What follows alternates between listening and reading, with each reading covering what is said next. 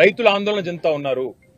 మీరు రాజకీయపరమైన కక్ష పెట్టుకొని ఇవాళ పంపింగ్ స్టార్ట్ చేయకుండా కాళేశ్వరం స్కీమ్ లో నీళ్లు ఇవ్వకుండా మళ్లీ రేపు ఒకవేళ ఈ తక్కువ వర్షపాతం నమోదైందని లేదా వర్షాలు పడలేదని తద్వారా రిజర్వాయర్లు నిండలేదని చెప్పి మీరు సాకులు చెప్పి రైతులకు రాష్ట్రంలోని మరి ప్రజలందరికీ నష్టం కలిగించే ప్రయత్నం ఏదైతే చేస్తున్నారో ఇది మంచిది కాదు.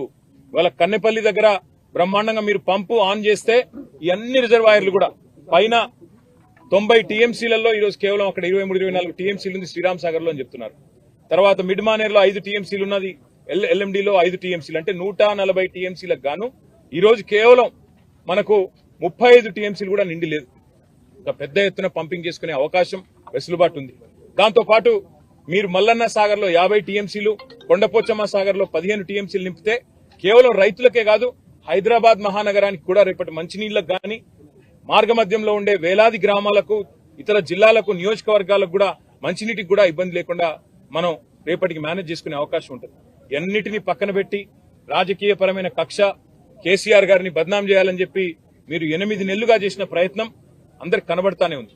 మేడిగడ్డ మేడి పండు అయిపోయిందని, మేడిగడ్డ ఏదో కొట్టుకపోతుందని, లక్షల కోట్లు కొట్టుకపోయినాయని మీరు చేసిన ప్రచారాలన్నీ ఉత్తివే అని చెప్పి స్పష్టంగా తేలిపోయింది. ఇవాళ మా శాసనసభ్యుల బృందం, మా శాసన మండలి సభ్యుల బృందం మేమందరం కూడా క్షేత్రస్థాయి పరిశీలనకు వచ్చి ఎండుతున్న రిజర్వాయర్లు, మండుతున్న రైతుల గుండెలు ఇవన్నీ శాసనసభ సమావేశాల్లోనే మీ దృష్టికి తేవాలన్న ఉద్దేశంతోనే మా పార్టీ అధినాయకులు కేసీఆర్ గారి ఆదేశం మేరకు, గంగుల కమలాకర్ గారి సూచన మేరకు మేమందరం కూడా రావడం జరిగింది. తప్పకుండా రైతుల పక్షాన రాష్ట్ర ప్రభుత్వాన్ని శాసనసభ సమావేశాల్లోనే నిలదీస్తాం, అడుగుతాం. ఎందుకు పంపింగ్ చేయడం లేదు? ఇవాళ దాదాపు 10 లక్షల క్యూసెక్కుల నీళ్లను తట్టుకొని, వరదను తట్టుకొని మేడిగడ్డ బ్రహ్మాండంగా టీవీగా నిలబడి ఉంది. అందుకే మేమనేది రాజకీయాలు వదిలిపెట్టండి, ఎలక్షన్లు అయిపోయినాయి, ఇంకా కూడా రాజకీయ ప్రయోజనాల కోసం, రాజకీయం కోసం ఇవాళ రైతుల జీవితాలతో చెలగాటం ఆడవద్దని చెప్పి కూడా రేవంత్ రెడ్డి గారికి, ప్రభుత్వానికి విజ్ఞప్తి చేస్తూ అధికారులతో మా సంప్రదింపులు కొనసాగుతాయి.